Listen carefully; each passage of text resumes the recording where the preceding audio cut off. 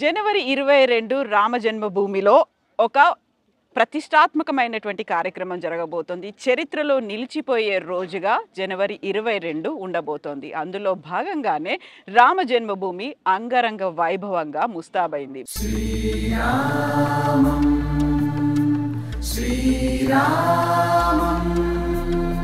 భవ్య దివ్య రామ మందిర నిర్మాణంలో ఎంతో మంది పాల్పంచుకున్నారు. సాధు సంతుల దగ్గర నుంచి కార్యకర్తలు ప్రతి ఒక్కరూ కీలకమైనటువంటి భాగస్వామ్యాన్ని పోషించారు.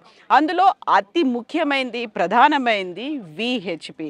ప్రస్తుతం మనం ఉన్నాము రామ జన్మభూమి తీర్థక్షేత్ర స్థలంలో ఉన్నాము. మనతో పాటుగా ఉన్నారు విహెచ్పికి చెందినటువంటి central joint general secretary Koteswara Sharma గారు. కోటేశ్వర శర్మ గారు నమస్కారం అండి. జై శ్రీరామ్. జై శ్రీరామ్. సో కొన్నేళ్ల తరబడి చేసినటువంటి పోరాటం, ఎన్నో ఏళ్ల కళ, ఆల్మోస్ట్ ఒక దశాబ్దాలుగా ఎదురు చూస్తున్నారు. అది నెరవేరబోతోంది జనవరి 22న మీ కళ్ళ ముందు ప్రత్యక్షం కాబోతోంది. ఎలా అనిపిస్తుందండి ఒక్కసారి వెనక్కి వెళ్ళి చూసుకుంటే, మీరు చేసిన పోరాటాలు ఇవన్నీ చూస్తే? ఇది పోరాటం కంటే ఇది 500 సంవత్సరాల యొక్క మహాయజ్ఞంగా నేను భావిస్తున్నాను. ఈ మహాయజ్ఞానికి ఈ దేవాలయం యొక్క విగ్రహ ప్రతిష్ఠ అనేటువంటిది మహాపూర్ణాహుతిగా నేను భావిస్తున్నాను. కాబట్టి ఈ రకంగా 500 సంవత్సరాల పాటు మందిరం కోసం అని చెప్పని పోరాడి ప్రాణాలు అర్పించి కృషి చేసినటువంటి మహనీయుల అందరి యొక్క వారి యొక్క తప ఫలితంగా, వారి యొక్క బలిదానాల ఫలితంగా ఈ రోజున మన జీవితాల్లో మన యొక్క సౌభాగ్యంగా ఈ దృశ్యాన్ని, ఈ కార్యక్రమాన్ని నిర్వహించటము, ఈ సంఘటనలో పాల్గొనడం అనేటువంటిది ఒక అనిర్వచనీయమైనటువంటి చిరస్మరణీయమైనటువంటి ఆనందాన్ని కలిగించేటువంటి క్షణంగా భావిస్తుంది. 30 ఏళ్ల క్రితం రామ జన్మభూమి కోసం ఇక్కడ కార్యకర్తలు, కరసేవకులు అందరూ తరలి వచ్చారు. ఇప్పుడు అది 1992లో జరిగితే 2024లో మీరు అనుకున్నటువంటి, అందరూ ఎదురు చూస్తున్నటువంటి అందరి కళ సాకారం కాబోతోంది. ఈ దాదాపు 30-34 సంవత్సరాల యొక్క నిరంతరమైనటువంటి పోరాటం ఇది ప్రత్యక్షమైనటువంటి యుద్ధం లాంటిది కాదు. అంతకుముందు వరకు జరిగినవన్నీ ప్రత్యక్షమైనటువంటి యుద్ధాలు. ఆక్రమణ, మందిరాన్ని పడగొట్టడం కోసం చెప్పని ఆక్రమణ చేయడము, తిరిగి దాన్ని స్వాధీనం చేసుకోవడం కోసం చెప్పని రాజులు, అయోధ్యకు సంబంధించినటువంటి సాధువులు, ఉత్తరప్రదేశ్కి సంబంధించినటువంటి ప్రజలు, ఇక్కడ పరిపాలనలో ఉండేటువంటి రాజులు, వీళ్ళందరూ కూడా వారు యుద్ధం చేసి దీన్ని స్వాధీనం చేసుకోవడం కోసం ప్రయత్నం చేశారు. చట్టబద్ధమైనటువంటి పద్ధతిలో, రాజ్యాంగబద్ధమైనటువంటి పద్ధతిలో, ప్రజాస్వామికం అనేటువంటి పద్ధతిలో పోరాటాన్ని సాగించాము 1984 సంవత్సరం నుంచి. ఆ రకంగా కోర్టుకి సంబంధించినటువంటి విషయంలో కూడా పరిపూర్ణమైనటువంటి పద్ధతిలో, ప్రజాస్వామికమైనటువంటి పద్ధతిలో కోర్టు తీర్పు ద్వారా ఇది రామ జన్మభూమియే, ఇది విగ్రహము దేవాలయంలో ఎలాగా విగ్రహం పూజించబడుతుందో భూమి కూడా ఇలాగా పూజనీయమైనదే, ఇది మందిరాన్ని పడగొట్టి ఇక్కడ మసీదుని నిర్మాణం చేసే ప్రయత్నం చేశారు అనేటువంటి దాన్ని కింది కోర్టు నుంచి సుప్రీంకోర్టు వరకు కూడా నిర్ధారణ చేసినటువంటి శుభగడియ తరువాత కోర్టు యొక్క సూచన ఆదేశం మేరకు కేంద్ర ప్రభుత్వం ఏర్పాటు చేసినటువంటి ట్రస్ట్ ద్వారా ఈ రామజన్మభూమి ఉద్యమంలో పనిచేసినటువంటి సంస్థల అందరి యొక్క సహకారంతో ఈ ట్రస్ట్ ద్వారా ఈ దేవాలయం, భవ్యమైనటువంటి దేవాలయము, అభూతపూర్వమైనటువంటి దేవాలయం నిర్మాణం జరుగుతుంది. ఇది మన సమయంలో మన యొక్క కన్నులతోటి మనం పోరాడి జైలులు నింపాము, జైళ్ళకి వెళ్ళాము, లాఠీ దెబ్బలు తిన్నాము, సహచరులైనటువంటి వారు బలిదానం చేశారు. వాళ్ళందరి యొక్క కృషిని, ఆ దృశ్యాలని తలుచుకున్నప్పుడు కలిగేటువంటి ఆనందం వర్ణనాతీతమైనటువంటిది. ఈ రోజున ఈ మహాపూర్ణాహుతి రూపంగా ఈ ఆనందాన్ని అనుభవించి, ఈ దీపావళి ఎప్పుడో ఆశ్వయుజ మాసం తర్వాత వచ్చేటువంటి దీపావళి అనేటువంటిది ఇప్పుడే మనం మార్గశిర మాసంలోనే జరుపుకునేటువంటిది ఒక శుభగడి అనేటువంటిది నేను భావిస్తున్నాను. ఇప్పుడు శ్రీరాముడు పుట్టినప్పుడు ఇక్కడికి ఎంతమంది వచ్చారో తెలియదు. ఆయన కళ్యాణం, ఆ తర్వాత పట్టాభిషేకం, ఆ టైంలో ఎంతమందికి ఆహ్వానం అందాయో కూడా తెలియదు. బట్ ఇప్పుడు మాత్రం ఒక భవ్య దివ్య మందిర నిర్మాణం ఇక్కడ జరుగుతోంది. దానికి ఒక ప్రారంభోత్సవం అవుతుంది. రామ్ లల్లా విగ్రహానికి ప్రాణ ప్రతిష్ఠ జరగబోతోంది. బాలరాముని మనం చూడబోతున్నాం. ఇంతమంది అతిథులను పిలుస్తున్నారు. అందులో ప్రస్తుతం మనం ఉన్నటువంటి ఈ తీర్థక్షేత్ర ట్రస్ట్ దీంట్లో కూడా సాధు సంతుల కోసం ఇక్కడ ఏర్పాట్లు కూడా జరుగుతున్నట్టున్నాయి. మన దేశం మొత్తం నుంచి ఈ ఈ రోజున ఈ కార్యక్రమంలో 22వ తారీఖు జరగబోయే కార్యక్రమంలో అందరూ పాల్గొనేటువంటి అవకాశం లేదు సహజంగానే. దేవాలయం కూడా నిర్మాణంలో ఉన్నది. 3 అంతస్తుల దేవాలయంలో కేవలం గ్రౌండ్ ఫ్లోర్ను మాత్రమే పూర్తి చేసి బాలరాముడి విగ్రహాన్ని ప్రతిష్ఠించేటువంటి వ్యవస్థ జరుగుతుంది. దేవాలయ ప్రాంగణం అంతా కూడా మిగతా 2 అంతస్తులు నిర్మాణానికి కావాల్సినటువంటి రాళ్లతోటి మిగతా యంత్రాలతోటి నింపబడి ఉన్నది. కాబట్టి అక్కడ కూర్చునేటువంటి అవకాశం కూడా 6-7 వేల మందికి మించినటువంటి అవకాశం లేదు దేవాలయం ఎదురుగా కూర్చుండానికి. అందుకని చెప్పి పరిమితమైనటువంటి సంఖ్యలోనే అందరినీ కూడా అతిథుల్ని పిలవడం. ప్రత్యేకించి 1984 నుంచి జరిగినటువంటి ఈ ఉద్యమం యావత్తు సాధు సన్యాసుల యొక్క నేతృత్వంలో జరిగింది. వారి యొక్క మార్గదర్శనంలో వారి యొక్క ఆదేశం మేరకు విశ్వ హిందూ పరిషత్తు తదితర సంస్థలు కలిసి పనిచేసి దీన్ని సాధించాయి. కాబట్టి పెద్దపీట సాధువులకు వేసేటువంటి విధంగా 4,000 మంది సాధువుల్ని ఈ కార్యక్రమానికి పిలవడం, దేశంలో పరమవీర చక్ర పొందినటువంటి దేశాన్ని రక్షించినటువంటి సైనికుల కుటుంబాల నుంచి ఒక ప్రతినిధిగా ప్రతి ఒక్కరిని పిలవడం, అట్లాగే కరసేవ సమయంలోనూ రామజన్మభూమి ఉద్యమంలోనూ బలిదానం చేసినటువంటి కరసేవకుల యొక్క కుటుంబాల నుంచి ఒకరిని పిలవడము, ఆ రకంగా సమాజానికి సంబంధించినటువంటి అనేక జీవన రంగాలలో ప్రముఖమైనటువంటి అఖిల భారత స్థాయిలో ప్రముఖమైనటువంటి వ్యక్తుల్ని ఆ రకంగా ఎంపిక చేసి పిలవడం జరుగుతుంది. ఆ రకంగా ఒక 2,500 మంది ప్రముఖుల్ని, ఆ రకంగా మొత్తము 7,500 మంది ప్రముఖుల్ని మాత్రమే ఈ కార్యక్రమానికి ఆహ్వానించగలిగాము.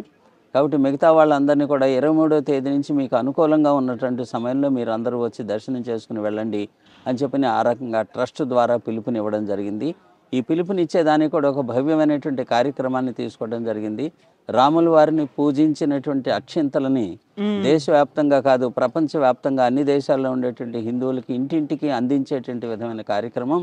ఈ అక్షింతలతో పాటుగా దేవాలయం యొక్క ఒక చిత్రపటము, దానితో పాటుగా 22వ తేదీ ఇక్కడ ప్రతిష్ఠ జరిగేటువంటి సమయంలో మన అందరం కూడా ఈ ప్రతిష్ఠ కార్యక్రమాన్ని చూడడం కోసం చెప్పిన ఒక చోటే ఏకతీర్థమై కలిసి కూర్చుని టీవీ ముందు LED స్క్రీన్ ముందు కూర్చుని ప్రత్యక్ష ప్రసారాన్ని చూసేటువంటి దానికి ముందు దేవాలయంలో మన అందరం కూడా కలిసి ఆ దేవుణ్ణి పూజించి దేవతలందరి యొక్క ప్రసన్నత కోసం అని చెప్పిన పూజలు, ప్రార్థనలు, భజనలు, కీర్తనలు నిర్వహించుకుని ఈ ప్రత్యక్ష ప్రసారాన్ని చూడాలి.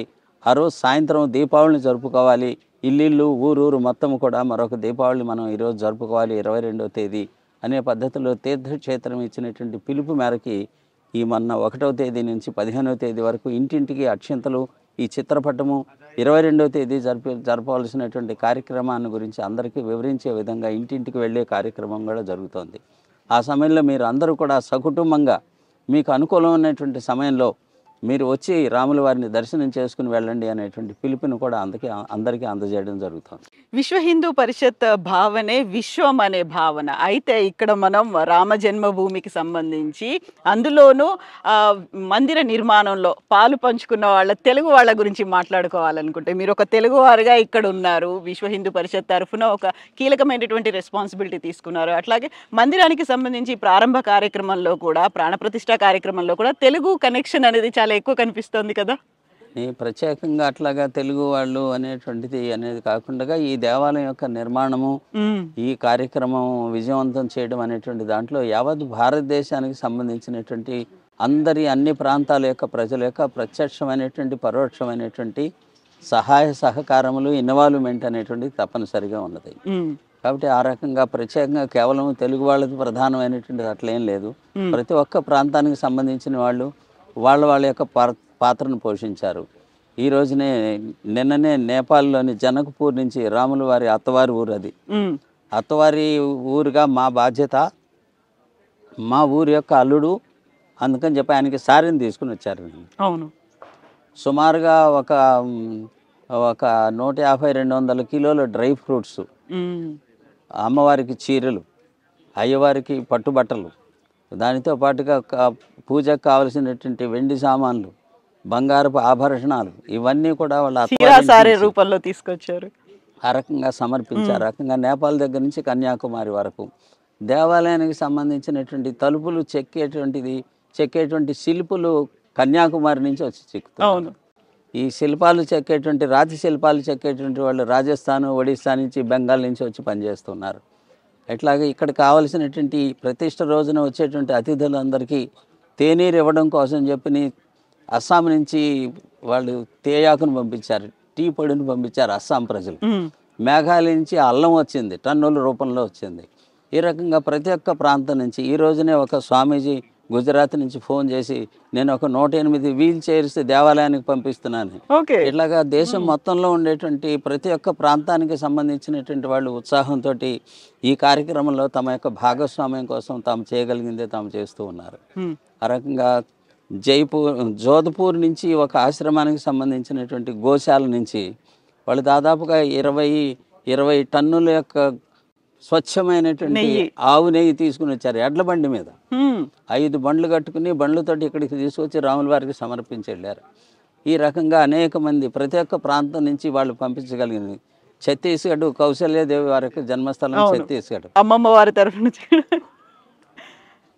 300 టన్నుల యొక్క బియ్యం ఛత్తీస్గఢ్ నుంచి. ఇట్లాగా ఒక తెలుగు అనేటువంటిది కాదు, ఇక్కడ విశ్వ పరిషత్తులోను లేకపోతే ఈ కార్యక్రమంలోనూ సంస్థల్లోనూ పనిచేస్తున్నటువంటి కార్యకర్తలుగా మేము ఇక్కడ ఉండవచ్చును.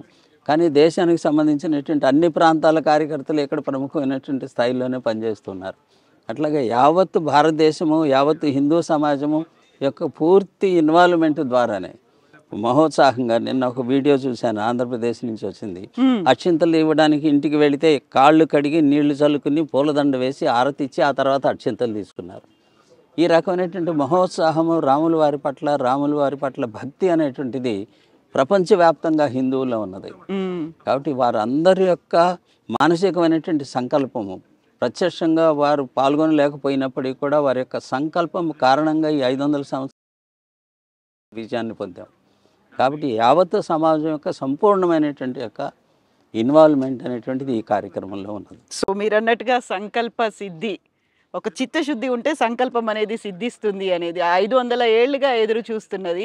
ఇప్పుడు రామ్ లల్లా ప్రాణ ప్రతిష్ఠ జరగబోతోంది జనవరి 22న. దీంతో పాటుగా మిగతా అన్ని దేవాలయాలకు సంబంధించి మళ్ళీ వాటిని పునరుద్ధరించడం లేకుంటే సరికొత్తగా మందిరాలు కట్టడం ఇవన్నిటికీ ఇంకా ఎంత టైం పడుతుందండి? భారతదేశం హిందూ సమాజానికి సంబంధించినటువంటి ఒక ప్రత్యేకత ఇది.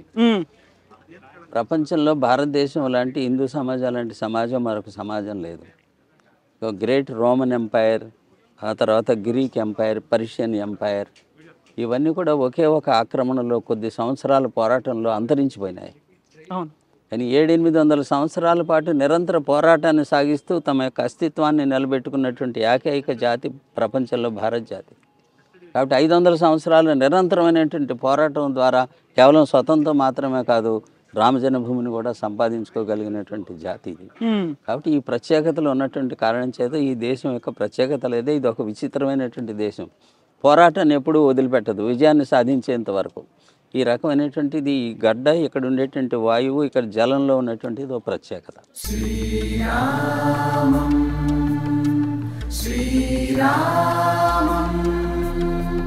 సో ఇప్పుడు గతంలో ఒక మాట పదే పదే ఒక నినాదంగా వస్తుంది, అయోధ్య అయిపోయింది కాశీ మధుర బాకీ హై అనేది కూడా వినిపించేది కదా. అప్పుడు మేము అందరం ప్రజలందరూ కూడా మిగతా 2 కూడా ఇంత మాత్రమే కాదు, ఈ 3 కాకపోతే 30,000 అని కూడా అంటూ వచ్చేవాళ్ళం. అవును. బట్ ఇప్పుడు ఈ విశ్వ హిందూ పరిషత్ యొక్క నేతృత్వంలో రామజన్మభూమి ఉద్యమాన్ని తీసుకున్నాం, అది పూర్తి చేశాం. ఇక మిగతాది తర్వాత భవిష్యత్తులో ప్రజలు హిందూ సమాజం ఏది కోరుకుంటే అది అవుతుంది. కాబట్టి కాశీ మధుర ఇతరత్ర దానికి సంబంధించినటువంటి ప్రస్తుతం మేము దాని గురించి మొత్తం ఫోకస్ అంతా కూడా కేవలం ఈ రామ మందిరం నిర్మాణం చేయడం, ప్రజలకు అప్పగించడం, ఇదే పని. మిగతాది తర్వాత తరం వాళ్ళు వచ్చేటువంటి ప్రజలు ఏదనుకుంటే అది. ఇప్పటికీ జ్ఞానవాపి కానీ మధుర కృష్ణ జన్మస్థానం గురించి కానీ కోర్టులో జరుగుతున్నది. కోర్టులో హిందూ సమాజానికి అనుకూలంగా, ఇక్కడ కృష్ణుడికి అనుకూలంగా, అక్కడ విశ్వేశ్వరునికి అనుకూలంగానే ఇప్పటి వరకు కూడా కోర్టు యొక్క క్రమం అంతా కూడా జరుగుతున్నట్టుగా అనిపిస్తుంది. ప్రజలు న్యాయాలయాలు నిర్ణయించేటువంటి విషయాలు. సో ఎన్నో ఏళ్ల నుంచి ఎదురు చూస్తున్నారు, కొన్ని కోట్ల మంది ఎదురు చూస్తున్నారు దేశ విదేశాల నుంచి. ఈ మహోత్సవం కోసం ఎదురు చూపులు అనేవి కొనసాగుతున్నాయి. జనవరి 22 తర్వాత రామ జన్మభూమి అనేది, ఇక్కడ రామ్ లల్లాని ఎంతమంది దర్శించుకుంటారు, దానికి తగ్గట్టుగా ఏర్పాట్లు ఇవన్నీ కూడా. అంటే అయోధ్య మొట్టమొదటిసారిగా నేను 1979వ సంవత్సరంలో వచ్చాము ఇక్కడ. అప్పుడు భూమి పూజ అంటే శిలాన్యాసం, శంకుస్థాపన జరిగింది. అప్పుడు 89లో ఇక్కడికి వచ్చినప్పుడు టీ కూడా దొరికేది కాదు. ఒక పాడుపడ్డ ఊరిలాగా ఉండేది ఊరు చూస్తే. ఇవాళ సర్వాంగ సుందరంగా కనిపిస్తుంది. ప్రతి వీధిలోనూ ప్రతి ఇంట్లోనూ నిర్మాణం జరుగుతుంది. అనేకమైనటువంటి వ్యాపారాలు, దుకాణాల యొక్క సంఖ్య దారి పొడుగుతూ అనేకమైన హోటళ్ళు వచ్చినాయి, స్టార్ హోటల్స్ వచ్చినాయి. ఉత్తరప్రదేశ్ ప్రభుత్వము ఇది ఒక తీర్థక్షేత్రముగా దీన్ని వికసింపజేసేటువంటి విధంగా ఉత్తరప్రదేశ్ ప్రభుత్వము, కేంద్ర ప్రభుత్వాలు పనిచేస్తూ ఉన్నాయి. అద్భుతమైనటువంటి ఒక నిర్మాణం భారతదేశంలోనే railway station, Ayodhya railway station ఒక ప్రత్యేకతలాగా నిర్మాణం చేశారు. ఇంటర్నేషనల్ ఎయిర్పోర్టు ప్రారంభమైంది. ఇట్లాగా రోడ్లన్నీ విశాలం అవుతూ ఉన్నాయి. ఈ అయోధ్యలో కొనడానికి స్థలం లేదు. మనకి శ్రీశైలంలోను, తిరుపతిలోను, ఇతర తీర్థక్షేత్రాల్లోనూ ప్రతి చోట కూడా మన వాళ్ళకి ధర్మశాలలు ఉంటాయి, ధర్మసత్రాలు ఉంటాయి, అన్నక్షేత్రాలు ఉంటాయి. ఆ సంస్థల వాళ్ళందరూ దేశవ్యాప్తంగా అయోధ్యలో మేము అన్నక్షేత్రాన్ని ప్రారంభిస్తామనంటే స్థలం దొరకట్లేదు. సరియు నది అవతలికి వెళ్ళి కొనుక్కోవాల్సి వస్తుంది. ఈ రకంగా ఈ రామజన్మభూమి ఉద్యమం కారణంగా ఈ మొత్తం ఒక కాయకల్ప చికిత్స జరిగినటువంటి విధంగా అయోధ్య పరిపూర్ణమైనటువంటి పరివర్తన దిశగా నడుస్తుంది. అట్లాగా అన్ని రకాలైనటువంటి హంగులు, వ్యవస్థలన్నీ కూడా ప్రభుత్వము, ముఖ్యంగా ఇక్కడ ఉన్నటువంటి మున్సిపాలిటీ డెవలప్మెంట్ అథారిటీ వీళ్ళందరూ కలిసి ఇది ఒక తీర్థక్షేత్రంగా వికసింపజేసేటువంటి అనేకమైనటువంటి యోజనలు చేశారు. వింటున్నది ఏంటంటే రాష్ట్ర ప్రభుత్వం ఒక 1200 ఎకరాల భూమిని రిజర్వ్ చేసి పెట్టిందని చెప్పి ప్రతి రాష్ట్రము తమ గెస్ట్ హౌస్ని ఇక్కడ నిర్మాణం చేసుకోవచ్చు అని చెప్పిన ఆ రకంగా భవిష్యత్తు ఆ రాష్ట్రాల నుంచి వచ్చేటువంటి విఐపీలకు గెస్ట్ హౌస్ వగైరా నిర్మాణం కోసం చెప్పిన కూడా యోజన చేస్తుంది అనేటువంటి విషయం తెలుస్తుంది. సో పూర్వ వైభవం, పునర్వైభవం ఇవన్నీ రాబోతున్నాయి అయోధ్యకి. అయోధ్యతో పాటుగా మనకి హిందూ ధర్మానికి, భారత జాతికి సంబంధించిన అన్నిటికీ కూడా మళ్ళీ రిజ్యూనేట్ చేసుకోవాలి. లేకుంటే వాటన్నిటిని మీరు అన్నారు కాయకల్ప చికిత్స చేసుకోవాల్సినటువంటి అవసరం ఉంది అనేది రాముడి ద్వారా అవుతుందా ఆ మొదలు అనేది? తప్పనిసరిగానే